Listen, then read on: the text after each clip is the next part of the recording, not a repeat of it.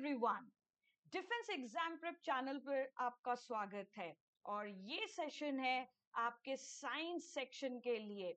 यहाँ पर मैं आपके साथ डिस्कस करने वाली हूँ 10 मोस्ट इंपॉर्टेंट साइंस टॉपिक्स जो आपको सीरियस एग्जाम से पहले जरूर कवर करना है। और ये पहले प्रायोरिटी में 10 टॉपिक्स होंगे जिसको आपको एनसीईआरटी से रीड करना है और इसी पर बेस्ड आपको पीवाईक्यूज सॉल्व करने हैं। मैं वन बाय वन आपके साथ ये टॉपिक्स डिस्कस करूंगी और साथ में कुछ एग्जाम्पल्स दिखाऊंगी, कुछ ऐसे क्वेश्चंस दिखाऊंगी जो कि आपके प्रीवियसली एग्जाम में पूछे गए हैं। लेट्स फाइंड आउट कौन कौन से ये हमारे लिए इंपॉर्टेंट टॉपिक्स हैं। तो अगर मैं पहले टॉपिक की बात करूं, दैट इज मोशन। जी हाँ, आपको ये टॉपिक मिल जाएगा क्लास 9th की एनसीईआरटी में, जहां से आप इसको तैयार कर सकते हैं। लेट्स सी कैसे क्वेश्चंस पूछे गए हैं इस पे। तो ये सवाल आया है सीरीज 2 2021 में। A bus starting from a bus stand and moving with uniform acceleration attains a speed of 20 km per hour in 10 minutes. What is its acceleration?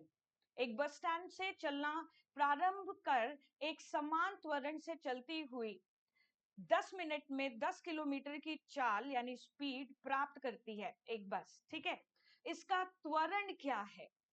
तो अब आपको यहाँ पर क्या क्या गिवन है, पहले तो आपको उसकी लिस्ट बनानी पड़ेगी। तो मैं अगर यहाँ पर गिवन पॉइंट्स बताऊं तो सबसे पहले तो मुझे यहाँ पर बताया गया है कि एक बस है जो कि स्टार्ट मूविंग है ना, मतलब कि पहले इनिशियल वेलोसिटी जो उसकी थी वो थी 0 एंड फाइनली एक्सेलरेशन अटेन करने के बाद उसकी जो वेलोसिटी हो जाती है वो हो जाती है 20 किलोमीटर पर आवर। तो यहाँ पर आपको यूनिट का ध्यान देना होगा। थर्ड चीज जो यहाँ पर मुझे गिवन है, टाइम, कितने टाइम में, तो टाइम गिवन है 10 मिनट्स। तो यही मैं कह रही थी कि आपको यूनिट का ध्यान देना पड़ेगा। यहाँ पर जो वेलोसिटी गिवन है ये किलोमीटर पर आवर में है, जबकि टाइम मिनट्स में। अब आप जब ऑप्शंस को देखते हैं तो आपको किलोमीटर पर आवर स्क्वायर में ही निकालना है आंसर, है ना। So let's convert time into hours. तो 10 मिनट्स को जब मैं आवर्स में करूंगी तो कितना हो जाएगा 10/60, राइट। चलिए, तो अब बात आती है कौन सा फॉर्मूला यहाँ पर लगाएं।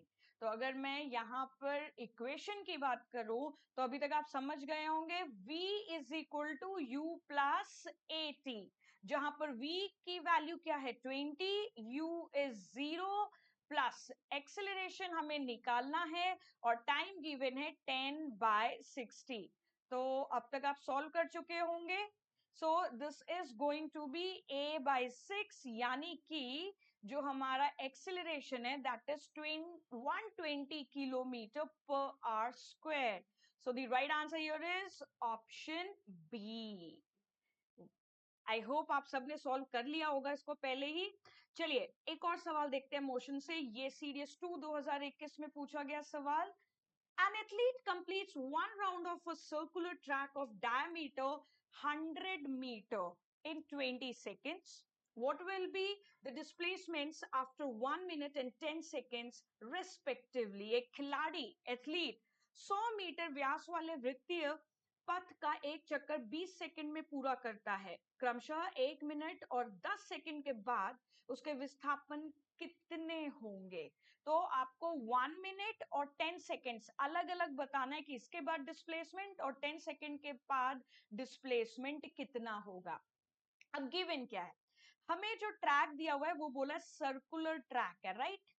और इसका डायामीटर कितना है 100 मीटर, फाइन। और ये जो पूरा एक सर्कल है, जो ये पूरा सर्कल है, ये एथलीट कंप्लीट कर ले रहा है 20 सेकेंड्स में। तो 1 minute that is equal to 20 into 3 यानी कि 60 सेकेंड्स, राइट। तो 20 सेकेंड में एक सर्कल पूरा हो रहा है। इसका मतलब कि 1 मिनट में 3 सर्कल कंप्लीट कर ले रहा है, यानी कि 3 राउंड्स उसके कंप्लीट हो जा रहे हैं। इसका मतलब 1 मिनट के बाद अगर मैं डिस्प्लेसमेंट की बात करूं so that is going to be 0, क्योंकि कंप्लीट सर्कल हो गया है। तो जहां से शुरुआत की थी वहीं पर खत्म हो गया। लेकिन वही जब मैं यहां पर बात करती हूँ 10 सेकेंड्स की, ठीक है, 10 सेकेंड्स में। तो 10 सेकेंड्स में यानी कि वो केवल हाफ डिस्टेंस कवर कर पाया होगा, कि अगर उसने यहां से शुरू किया होगा तो वो केवल 10 सेकेंड्स में यही तक पहुंचा होगा। तो डिस्प्लेसमेंट कितना हुआ, इनिशियल और ये फाइनल, कितना डिस्प्लेसमेंट हुआ, तो that is the shortest distance between them, right. तो वो कितना आएगा, 100 metre. So what is the right answer over here, that is option D, right. So D option is correct, जहां पे 1 मिनट के बाद डिस्प्लेसमेंट 0 मीटर और 10 सेकेंड्स के बाद 100 metre. Moving to the second most important topic for CDS exam, metals and non-metals. So जो metals and non-metals वाला सवाल basically topic है, ये आप कहाँ से पढ़ सकते हैं, तो ये topic आप कवर कर सकते हैं from class 10th NCERT। एक लाइन इंपॉर्टेंट होगी इसके लिए, ठीक है। So let's have a look on the questions asked from this topic. Series 2 2021 का सवाल है, when copper reacts with moist CO2 in air, it forms a green coating of which one of the following compounds? जब ताम्र वायु में आर्द्र carbon dioxide के साथ अभिक्रिया करता है, तब वह निम्नलिखित में से किस यौगिक का हरित विलेपन यानी कि कोटिंग बनाता है? Cupric carbonate, cuprous oxide, cupric oxide या copper sulphate. So I hope यहाँ पर कोई गलत तो नहीं करेगा इस क्वेश्चन को। The right answer here is option A, cupric carbonate, CuCO3, that gives the green coating. बहुत ज्यादा स्टूडेंट्स यहाँ पे गड़बड़ करते हैं क्यूप्रिक ऑक्साइड के साथ, ठीक है, तो आप ये गलती ना करें। एक और सवाल देखते हैं इस सेम टॉपिक से। ये सीडीएस 1 2021 में पूछा गया सवाल है कि इनमें से कौन सा ऑक्साइड है जो कि एसिडिक और साथ में बेसिक बिहेवियर दोनों शो करता है? Is it zinc oxide, copper oxide, magnesium oxide या फिर calcium oxide? What is the right answer? याद है ना आपको, एम्फोटेरिक ऑक्साइड। एम्फोटेरिक ऑक्साइड जो एसिड और बेस दोनों से रिएक्ट करते हैं, और यहाँ पर हमें एनसीईआरटी में दो एग्जांपल्स गिवन है, एक है जिंक ऑक्साइड और दूसरा कौन सा है, aluminium oxide. So we will go with option A, that is zinc oxide. हम आते हैं अगले मोस्ट इंपॉर्टेंट टॉपिक पर, and this topic is acids, bases and salts. ये भी आपको मिल जाएगा क्लास 10th की एनसीईआरटी में। एसिड्स, बेसिस एंड सॉल्ट्स में एक सवाल आपका एसिड्स और बेसिस से फंसता है और दूसरा सवाल सॉल्ट से फंसता है, ठीक है। कैसे सवाल आए हैं, लेट्स हैव अ लुक।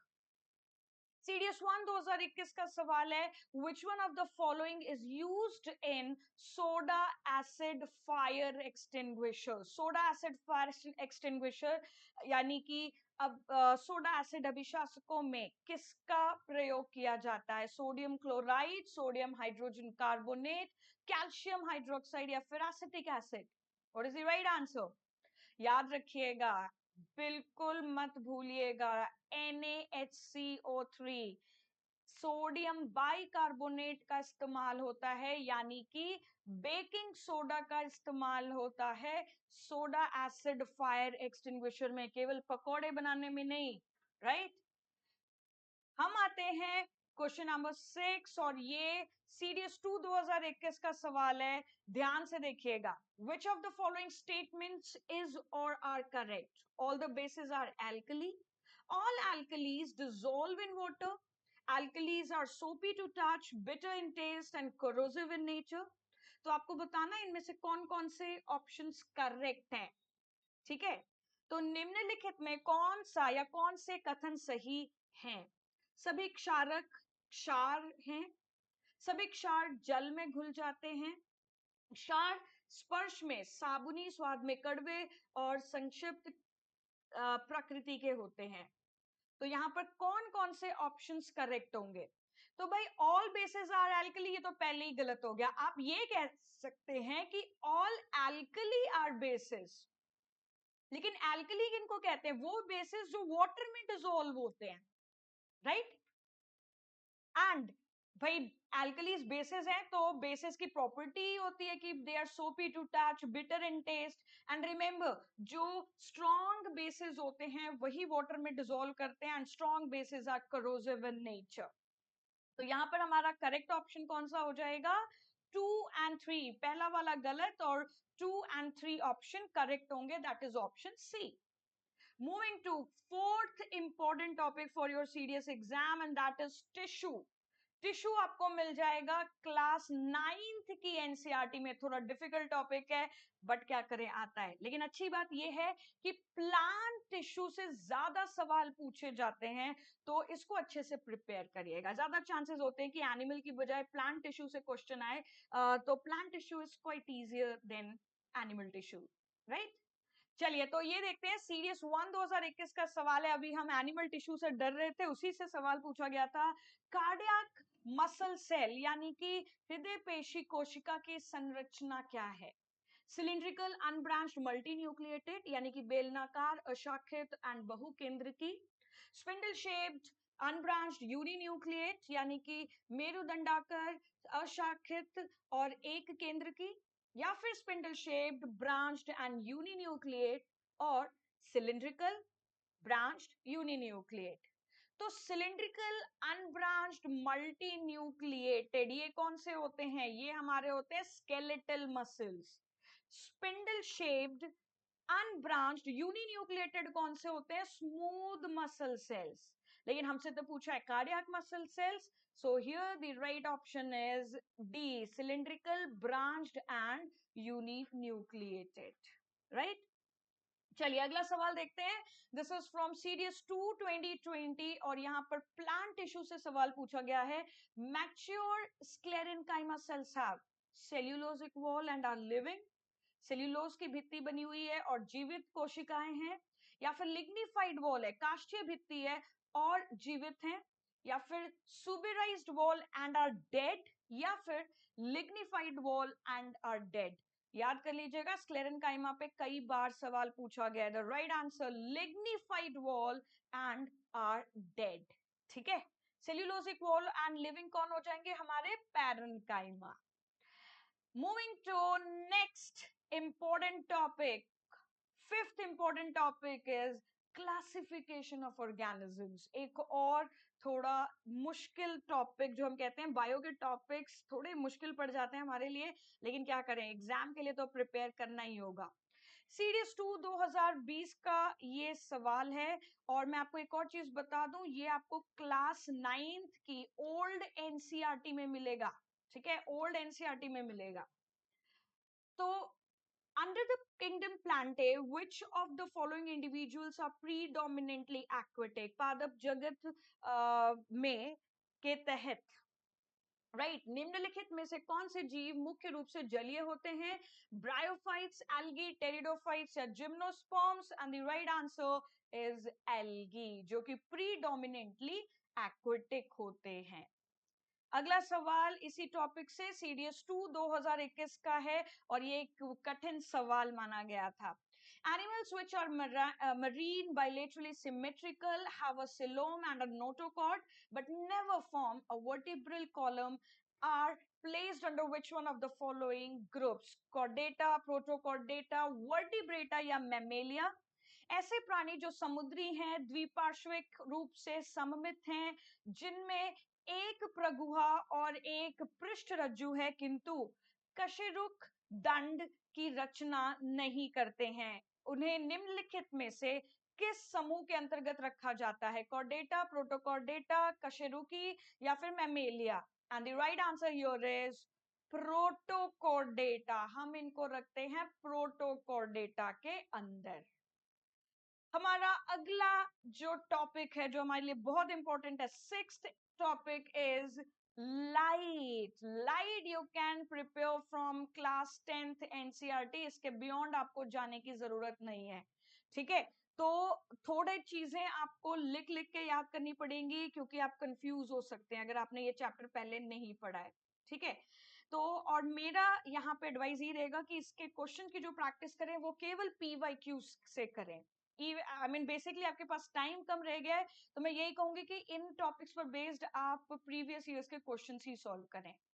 चलिए, तो ये सीडीएस 2 2021 का सवाल है, where should an object be placed in front of a convex lens to get a real and enlarged image of the object at twice the focal length, at infinity, between the principal focus and twice the focal length, या फिर beyond twice the focal length। किसी वस्तु का वास्तविक और वर्धित प्रतिबिंब प्राप्त करने के लिए वस्तु को उत्तल लेंस के सामने कहाँ रखा जाना चाहिए? दुगुनी फोकस दूरी पर, अनंत पर, मुख्य फोकस और दुगुनी फोकस दूरी के बीच में, या दुगुनी फोकस दूरी से परे? तो यहां पर हमारा करेक्ट आंसर होगा between the principal focus and twice the focal length, that is answer C. तो जब आप इनके बीच में रखते हैं, राइट, फोकस और सेंटर ऑफ कर्वेचर के बीच में रखते हैं, तो आपको double, I mean basically not double but the enlarged image मिलता है, और वो रियल इमेज है, real and inverted image, right. CDS 2 2021 का सवाल, a ray of light travelling from a rare medium to a denser medium slows down and bends away from the normal, slows down and bends towards the normal, या speeds up and bends away from the normal, or speeds up and bends towards the normal। जब कोई प्रकाश किरण किसी विरल माध्यम से किसी सघन माध्यम के गमन करती है, तो क्या घटित होता है? या धीमी हो जाती है, या चाल तेज हो जाती है, अभिलंब से परे झुक जाती है, या उसकी ओर झुक जाती है? तो देखिए, जब भी रेयर टू डेंसर मीडियम जाएगा, ठीक है, रेयर टू डेंसर मीडियम जा रहा है, तो जितना डेंसर मीडियम होगा उतना स्लो डाउन होगा, ठीक है, स्लो डाउन होगा, यानी कि स्पीड अप वाले तो ऑप्शन गए हमारे। अब हम कैसे याद रखें कि नॉर्मल की तरफ जाएगा या नॉर्मल से अवे जाएगा?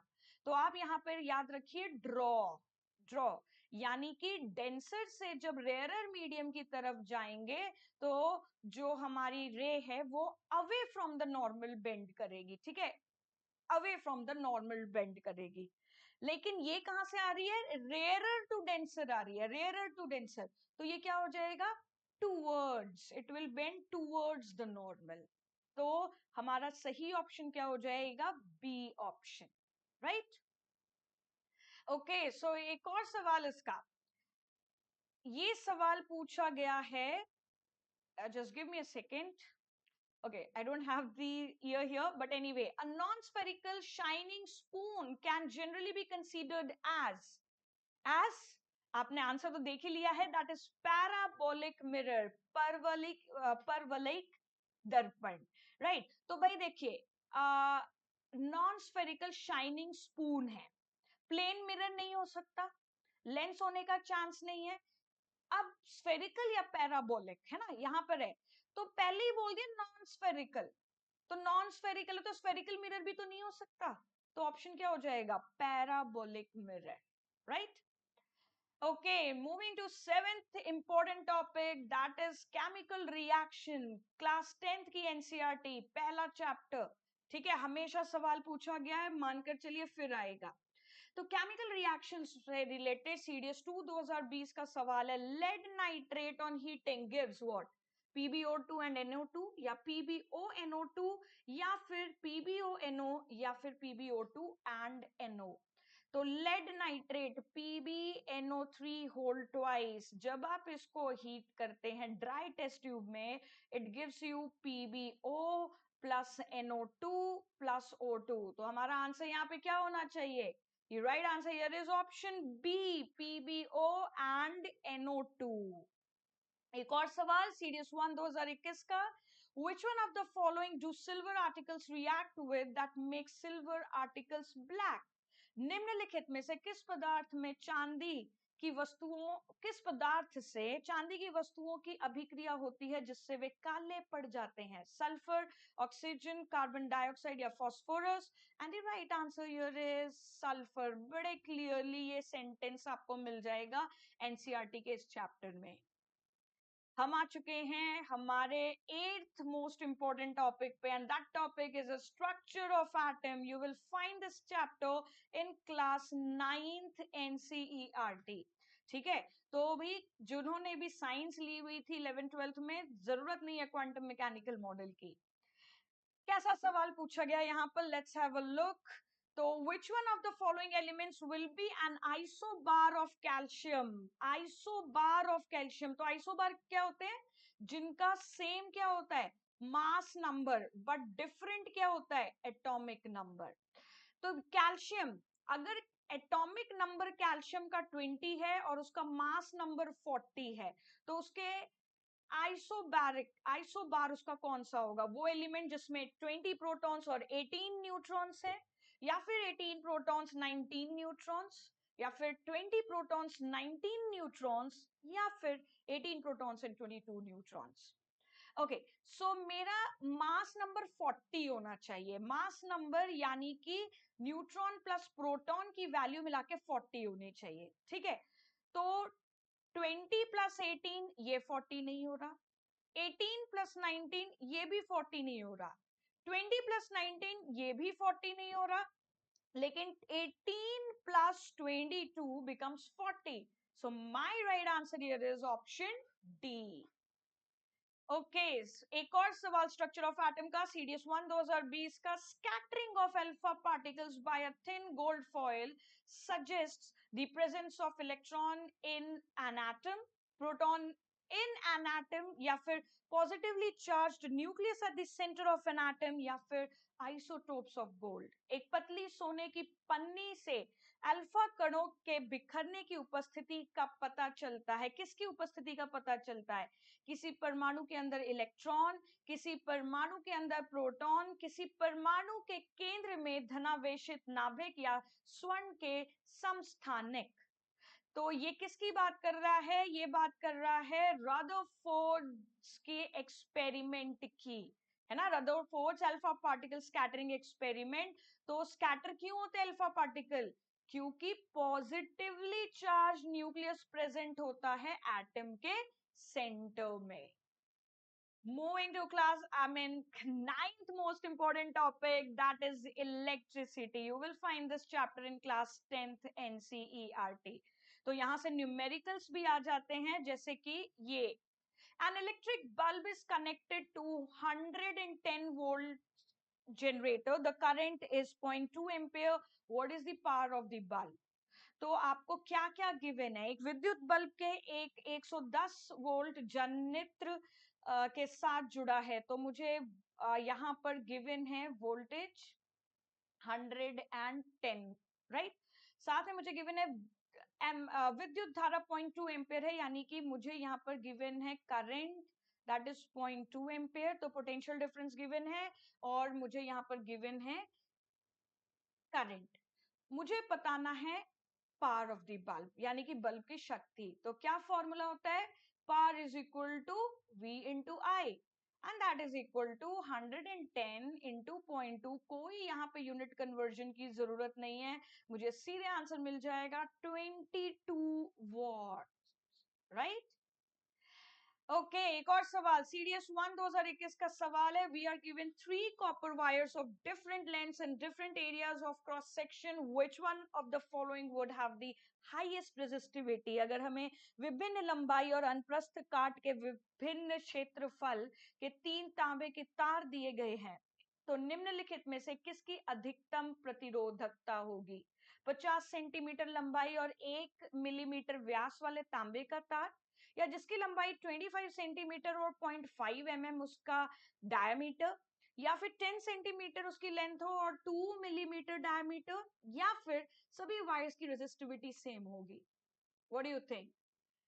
आप बिल्कुल सही सोच रहे हैं, all the wires would have the same resistivity, क्योंकि जो रेजिस्टिविटी होती है that depends upon the nature of material. आप क्या मटेरियल यूज कर रहे हैं उस पर डिपेंड करता है, और किस पे डिपेंड करता है? टेम्परेचर पे। कितनी लेंथ है, कितना मिलीमीटर उसका डायमीटर है, डजेंट मैटर। ना क्रॉस सेक्शन पे डिपेंड करेगा, ना लेंथ पे डिपेंड करेगा। रेजिस्टिविटी डिपेंड करता है नेचर ऑफ मटेरियल, आपने क्या लिया है, वायर किसकी बनी है, और टेम्परेचर कितना रखा है। तो देखते देखते हम आ चुके हैं आखिरी सबसे इंपॉर्टेंट टॉपिक पर, और वो है ह्यूमन बॉडी। ह्यूमन बॉडी आपको मिल जाएगा लाइफ प्रोसेसेस नाम के चैप्टर में। कौन सी क्लास? क्लास 10th NCERT में। थोड़ा लंबा चैप्टर है, टाइम लगेगा, बट आप देख सकते हैं इंपॉर्टेंट टॉपिक है।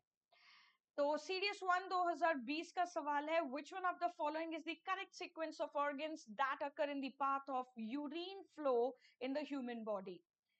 ठीक है, तो आपको करेक्ट पाथ बताना है, किडनी, यूरेटर, यूरिनरी ब्लैडर और यूरेथ्रा दिया हुआ है। ठीक है, तो क्या होगा यहाँ पर? तो सबसे पहले भाई हमारी किडनी है, किडनी में जहां पर ब्लड फिल्टर होगा, यूरिन बनेगा, उसके बाद यूरेटर के थ्रू वो जाएगा यूरिनरी ब्लैडर में एंड फाइनली यूरेथ्रा के थ्रू पास आउट। तो किडनी से यूरेटर, यूरेटर से urinary bladder and finally urethra, और मेरा correct answer option A. Moving to the next question, CDS 2 2021 का सवाल, in the human body blood flows through a process of double circulation. Which one of the following statements is true in this regard? Oxygenated blood reaches the left side of the heart from the lungs. Blood in the left side of the heart is poor in oxygen and is brought to the right side of the heart. Deoxygenated blood from the left side of the heart is brought to the lungs for oxygenation. या oxygenated blood from the right side of the heart is sent to our around the body. मानव शरीर में रक्त का प्रवाह द्विपरिसंचरण प्रक्रिया के माध्यम से होता है। संबंध में निम्नलिखित में से कौन सा कथन सही है? ऑक्सीजनित रक्त फेफड़ों से हृदय के बाएं भाग में पहुंचता है। हृदय के बाएं भाग के रक्त में ऑक्सीजन की मात्रा कम होती है और उसे हृदय के दाहिने भाग में ले जाया जाता है। हृदय के बाएं भाग से विऑक्सीजनित रक्त ऑक्सीजनीकरण के लिए फेफड़ों में लाया जाता है। हृदय के दाहिने भाग में ऑक्सीजनित रक्त संपूर्ण शरीर में भेजा जाता है।